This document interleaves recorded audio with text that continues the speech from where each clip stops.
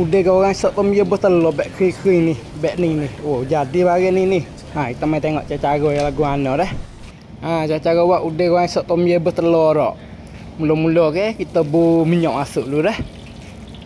Ha, lepas tu kita bu bawang putih dah 5 puruk, bawang besar dah. Itu bawang merah. Ha. Lepas tu kita bu udang masuk.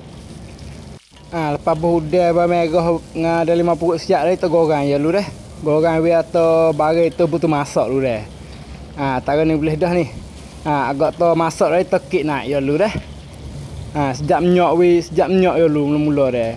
Ha, lepas tu kita mai tengok kakah je dah. Gopo tak kita bakar. Mula-mula kita bu sok tom ye masuk dah dalam sudu dah. Tumi-tumi sok tom ye hacur dulu dah. Mudah wi atau ye pecah minyak kali dia dah. Ha, taruh ni boleh dah ni. Ha, lepas tu kita bu sakar dalam 2 sudu kita bakar dah. Lepas tu becing sikit. Ha, lepas becing tu bu sok cirai masuk dah. Lepas tu cicak sutong ni dalam 2 sudu kita bakar dah. Ha, lepas tu kita tumis wi kakah kita bu tu hacur molek dulu dah. Ha, ni hacur kadang ni boleh dah ni. Ha, lepas tu tumis telur ni kita bakar dalam 2 teh dah. Kucah-kucah wi telur tu hacur molek dulu dah. Jangan lupa nak kucah wi hacur tu. Ha. Ha, agak tu hacur dah kita buh masuk.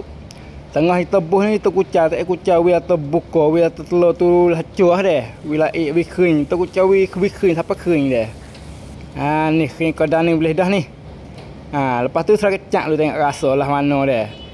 Ha, agak terasa sedap dah ke kita buh udang dengan bawang kita goreng sat ni masuk.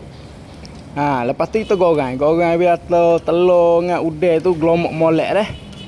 Pak kalau biar menu ni jadi jangan lupa share video kita, kod like video kita tu. Oh, terima kasih banyak lu share video dah. Ha, ni kering kadang ni boleh dah ni. Ha, agak terkering dah rak. Kita bu daun tumat ataupun dah pakcik masuk dah.